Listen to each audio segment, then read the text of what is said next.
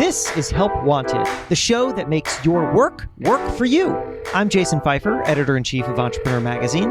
And I'm money expert Nicole Lappin. On Tuesdays, Jason and I answer the helpline and help callers solve their work problems. And on Thursdays, I give you one way to improve your work and build a career or company you love. And it starts now. I have become obsessed with a certain pattern. I now see this pattern everywhere, in business, in culture, in life. And after listening to this podcast episode, you are going to see it too. And big changes are going to start making more sense. Opportunities will reveal themselves. Dare I say, you might even be able to predict the future. The pattern is this: everything bundles, unbundles, and rebundles. Today, I'll show you how it works, why it matters, and how to use it to your advantage. But first, I'm going to tell you where I first noticed this pattern. On a rooftop with the founder of a $10 billion company. About a year ago, I interviewed Ivan Zhao. He's the co-founder and CEO of Notion. For those who don't know, Notion is a workplace productivity tool where you can create anything: to-do lists, sales trackers, collaborative docs, presentations, and so on. It's kind of like Google Docs, Excel, PowerPoint, a calendar, and more all rolled up into one. And this company is on fire. It has 100 million users and a $10 billion valuation. But Zhao told me that despite its complexities, his business is very simple. He said this to me: Notion is in the bundling business. He says he often thinks about the opening line of Romance of the Three Kingdoms, a historical novel about the rise and fall of Chinese empires. The empire, long divided, must unite. Long united, must divide. Thus it has ever been. In other words, everything unbundles and rebundles forever. Opportunity comes by spotting when that shift is taking place. That is what Zhao did with Notion, he says. He started by thinking about the history of workplace productivity tools. First, there was a bundle. Everyone used Microsoft in the 1990s. It offered Word, Excel, and so on. Then, an unbundle. When cloud computing began, people left Microsoft's bundle. Businesses started cobbling together more customized apps for their own workflows like Trello, Google Docs, etc. And then the rebundle. Now people are overwhelmed by options. Zhao recognized this and built Notion to put everything back in one place. Simplicity is the selling point. In other words, thus it has ever been. Now, let's look at another rebundling. A few months after meeting Zhao, I was listening to a podcast episode. It was a podcast called Search Engine, and the episode was called How Do We Survive the Media Apocalypse? In it, New York Times columnist Ezra Klein diagnosed why the newspaper industry fell apart, and he said it all has to do with bundles. Before the internet, he said newspapers were bundles, containing news, sports, recipes, movie listings, and more. Consumers might have only wanted one part of that, but they had to buy and therefore fund the whole thing. Then the internet unbundled those topics. People went elsewhere for their sports and recipes and so on. And that left newspapers to primarily sell the news, which is expensive to produce, hard to sell ads against, and not what most of its prior readers wanted anyway. The New York Times is a financially healthy company. How? Well, in part, it's because they have rebuilt the bundle with games, food, sports, podcasts, and events. There's this chart that's flying around the internet that shows how effective this has been. I wish you could see it, but let me just kind of have you imagine it. So it is charting between 2020 and 2023 how much time people spent in various New York Times owned apps. So that's news, games, cooking, and The Athletic, which is their sports thing. And if you look at it across time, it is crazy. Between 2020 and 2023, what happens is that news consumption or time on the news app, it stays like kind of largely steady, but it actually decreases a little bit over time.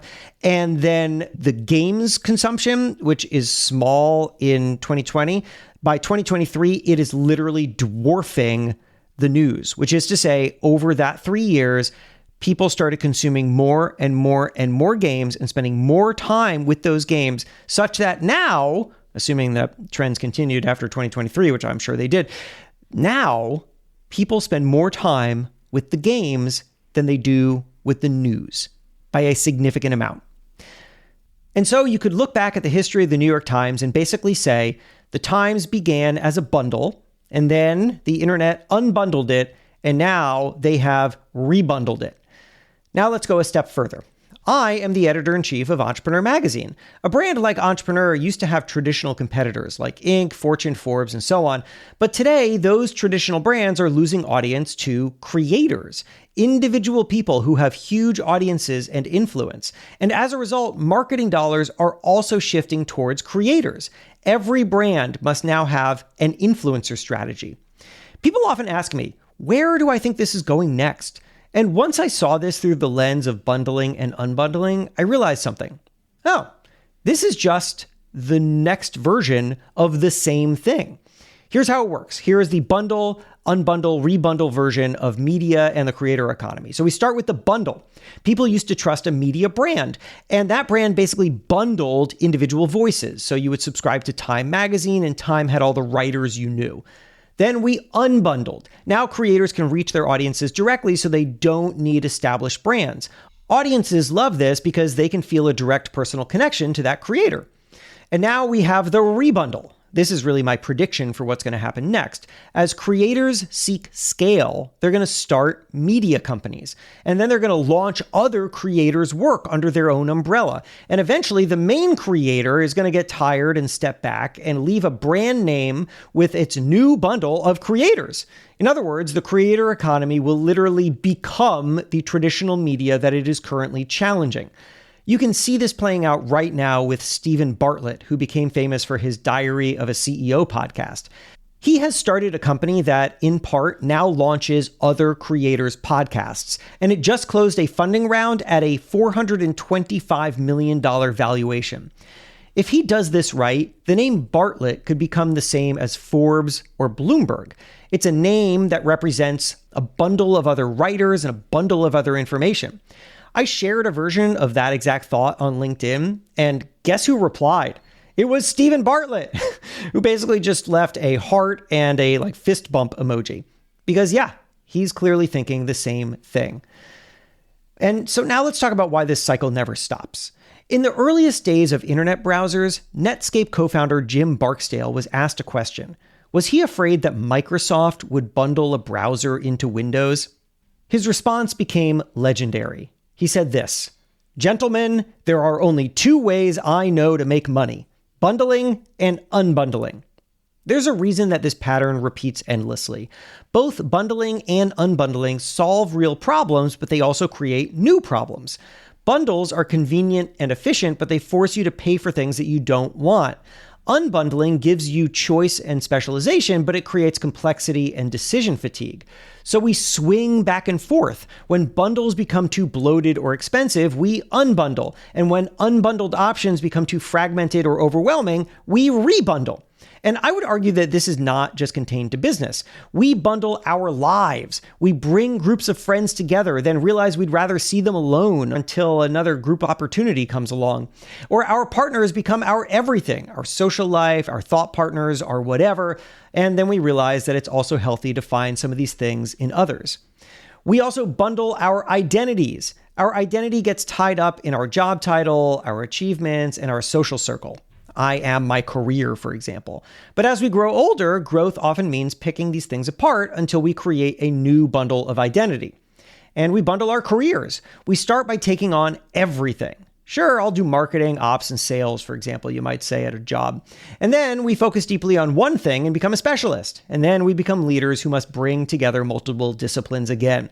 It'll always change, always unbundling and rebundling. And here's what I love most about this. Once you see the pattern, you can appreciate that nothing is permanent and that all changes follow the same logic. No direction is set forever. No path is straight and linear. New things are just new versions of old things. Are things changing? Go with it. Do you want to make a change? Go for it. Feeling left behind by a change? Watch closely because opportunity will loop back around. We live in a cycle, and that cycle is ours to shape and ride. And by the way, longtime listeners will know that came from my newsletter. My newsletter is called One Thing Better. Each week, one way to be more successful and satisfied and build a career or company you love. You can get that newsletter at onethingbetter.email. That is a web address. Plug it into a browser. onethingbetter.email. I also read them here a few weeks after they come out by email, right on Help Wanted, so you could stay tuned for Help Wanted. You should. But also, if you want it in the email a little bit earlier, along with some other goodies that I always share, then onethingbetter.com is the place. And maybe one day, I don't know, we'll bundle One Thing Better and Help Wanted, and then we'll unbundle it, and then we'll rebundle it, and it'll go on forever. Help Wanted is a production of Money News Network. Help Wanted is hosted by me, Jason Pfeiffer. And me, Nicole Lappin. Our executive producer is Morgan Lavoie. If you want some help, email our helpline at helpwanted@moneynewsnetwork.com for the chance to have some of your questions answered on the show. And follow us on Instagram at Money News and TikTok at Money News Network for exclusive content and to see our beautiful faces. Maybe a little dance. Oh, I didn't sign up for that. All right, well, talk to you soon.